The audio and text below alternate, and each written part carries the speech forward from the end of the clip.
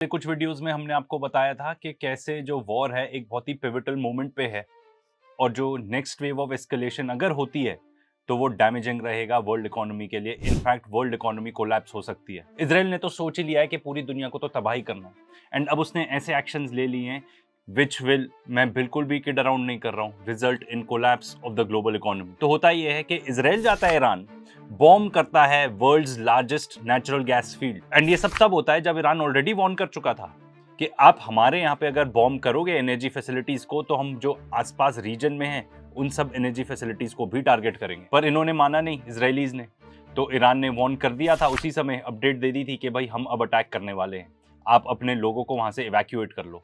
तो फिर उसके बाद जाके ईरान अटैक करता है ऑयल फैसिलिटीज को सऊदी अरेबिया में, कतर में, यूएई में। तो सऊदी के अंदर 2 रिफाइनरीज को टारगेट किया जाता है, ठीक है, जिसके बाद सऊदी बोलता है कि भाई we reserve the right to take military action. Qatar के अंदर जो इंडस्ट्रियल सिटी है, बेसिकली वहां पे जो एलएनजी टर्मिनल्स हैं, लिक्विफाइड नेचुरल गैस, जो बेसिकली हमारे यहाँ पे इन सिलेंडरों में भी भरी जाती है, उसको जाके अटैक करता है, उस पर्टिकुलर इंडस्ट्रियल एरिया को।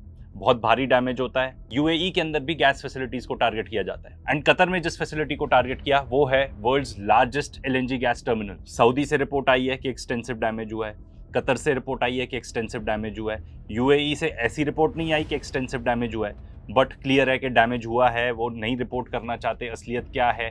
द बॉटम लाइन इज, ये जितनी भी फैसिलिटीज को अटैक किया गया है वो सब अब बंद है। बंद होने का मतलब, अभी तक तो स्ट्रेट ऑफ हॉर्मूज बंद था, जिसका मतलब ये था कि ऑयल फ्लो नहीं कर रहा, गैस फ्लो नहीं कर रही, अवेलेबिलिटी तो है। अब इनका बंद होने का मतलब है कि अब सप्लाई ही नहीं है। इंडिया खासतौर पे अफेक्ट होगा क्योंकि हमारे यहाँ जितनी भी गैस की यूजेज होती है, डोमेस्टिक गैस, उसमें से 65% तो इंपोर्ट होती है एंड ऑलमोस्ट वो सारी की सारी इन्हीं देशों से आती है, सऊदी अरेबिया, कतर, यूएई। तो अब हम क्या करेंगे? अमेरिका के पास जाएंगे, इतनी दूर से गैस आएगी, उतनी महंगी गैस लेंगे, या फिर रशिया से लेनी पड़ेगी हमको गैस।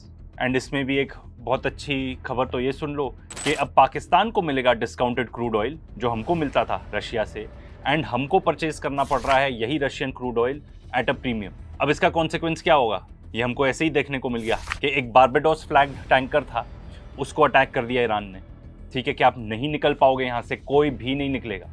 एंड इनके पास बिल्कुल भी दम नहीं है, हम अपने प्रीवियस वीडियोज़ में आपको बता चुके हैं, कोई दम नहीं है वेस्टर्न एलाइज की, ठीक है। खासतौर पे अगर अमेरिका कोई देखें, वेस्टर्न एलाइज तो कह रहे हैं हम इन्वॉल्व ही नहीं होना चाहते हैं इसमें, ये डेथ ट्रैप है। The biggest military of the world, United states of America में कोई दम नहीं है कि फोर्सिबली जाके स्ट्रेट ऑफ हॉर्मूज को खुलवा ले। अभी तक जितने भी टैंकर्स निकलते थे, जो ज्यादातर चाइनीज थे या ईरान के ही टैंकर्स थे, वो भी अब पता नहीं कितने निकल पाएंगे या नहीं निकल पाएंगे, या हो सकता है सिर्फ चाइना के लिए ही अलाउ करें निकलना। इंडिया के 2 टैंकर निकले थे, यहाँ पे एलएनजी आई थी in exchange for medical supplies जो हमने वहाँ पे भेजे थे। तो अब आप इमेजिन करो कि भाई ऑयल और गैस एनर्जी बिल्कुल नहीं आ पाएगी, सिर्फ इंडिया नहीं पूरा वर्ल्ड अफेक्ट होगा।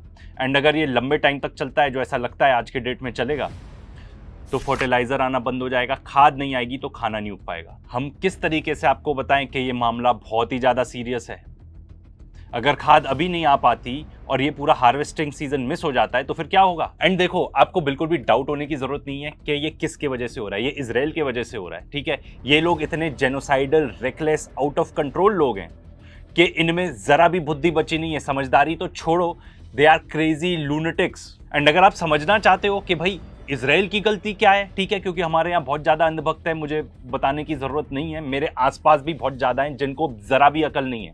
उनको पता नहीं है कि ये जो देश है ना, ये एक, आप मान के चलो कि एक ऐसा इंसान है जो सबको मारना चाहता है, सीरियल किलर है। क्या एक ऐसे इंसान को आप सोसाइटी में रख पाओगे? नहीं ना, या तो जेल भेजोगे या फिर फांसी पर चढ़ाओगे। एंड इजराइल ने ही ये वॉर चालू किया है, they have dragged United states of America into this war. अब जोसेफ केंट, जो उनके काउंटर टेररिज्म के डायरेक्टर हैं, जो नंबर 2 हैं in department of national intelligence United states of America ने, उन्होंने खुद आके बोला है कि भाई इराक हो, सीरिया हो या यहाँ पे ईरान हो, इजराइल ने ड्रैग किया है United states of America into this war. कोई इमिनेंट थ्रेट था ही नहीं, कोई इमिनेंट थ्रेट नहीं था, ना यूनाइटेड स्टेट्स ऑफ अमेरिका को, ना किसी और को। तो अटैक चालू होता है, पहले बेसिस पर अटैक होते हैं, ये लोग तो सिविलियंस को पहले ही मारने चले थे। वो जो गर्ल्स स्कूल को अटैक किया था मिनाब के अंदर, ठीक है, जहां पे 160 बच्चियां मारी गई थी। इजराइल को लगता है कि लीडरशिप को खत्म कर देंगे, कुछ लोगों को खत्म कर देंगे, ठीक है, तो फिर पूरी रजीम ही कोलैप्स हो जाएगी। ऐसा कुछ भी नहीं हो रहा है। ये लोग जाके स्कूल्स को अटैक कर रहे हैं, हॉस्पिटल्स को अटैक कर रहे हैं, मैक्सिमम प्रेशर ये लोग डालने की कोशिश कर रहे हैं। फिर उसके बाद इजराइल ने ऐसी रेकलेस चीज करी, उन्होंने जाके अटैक की ऑयल फैसिलिटीज तेहरान के अंदर। ब्लैक स्मोक छा गया था पूरा ऊपर। इमेजिन कर सकते हो अगर आप वहां पे रह रहे हो, कितने लोगों को कैंसर हो चुका होगा, कितने लोगों को ऐसी बीमारियां हो गई होंगी। कुछ लोग जो थोड़े बहुत बीमारी से जूझ रहे होंगे, उनकी जो बीमारी है कितनी और एग्जैजरेट हो गई होगी। बट उन्होंने किया क्योंकि वो ऐसे बददिमाग बुज़दिल लोग हैं। ईरान ने बोला था पहले कि अगर आप हमको अटैक करोगे तो हम रीजन की फैसिलिटीज को अटैक करेंगे, तो उन्होंने वही किया। उन्होंने जाके इजराइल के अंदर भी जो हाइफा में रिफाइनरी है उसको भी अटैक किया। वहां पे जितनी भी अगर कोई ऑयल एंड गैस की फैसिलिटी होगी छोटी मोटी इजराइल के अंदर, जो भी सब तबाह हो गई होगी। अभी तक कोई डाउट नहीं है इसके बारे में। ये पागल बुज़दिल लोग तब भी नहीं रुके, इजरायलीज की बात हो रही है। अब इन्होंने जाके ईरान की ऑयल फैसिलिटीज को अटैक किया एंड आज के डेट में मामला इतना ज्यादा एस्केलेट हो गया है, इतना ज्यादा एस्केलेट हो गया है, किसी के कंट्रोल में नहीं है। मैं तो पूछता हूं किसके कंट्रोल में है? नेतन्याहू है कि नहीं, हमें पता नहीं। ठीक है, ट्रंप जो भी बड़बड़ाते रहे उसके कंट्रोल में कुछ भी नहीं है। वो कहता है यहाँ पे कि भाई मुझे तो पता नहीं था and we are angry with them. Report आती है कि नहीं, सब पता था। पता था नहीं पता था, ट्रंप के हाथ में कुछ है नहीं, he is not in charge. तो भाई इजराइल ये सब क्यों कर रहा है? सिंपल है, वो बहुत बुरी तरह से हार रहे हैं। They started a war they can not win. वो फेयर तरीके, फेयर तो चलो छोड़ ही दो, वॉर में क्या ही फेयर होता है, पर military wise they are losing. तो उनको लग रहा है हम क्या करें, बीच में फॉल्स फ्लैग करने लगे, अजरबैजान की फैसिलिटी को हिट कर दिया। ठीक है, बाद में जाके नेटो के कुछ बेसेस हैं वहां पर उन्होंने कुछ ड्रोन या मिसाइल्स भी फेंकी। ठीक है, कि भाई बिकॉज ये लोग हार रहे हैं, इनको सिर्फ रायता फैलाना है।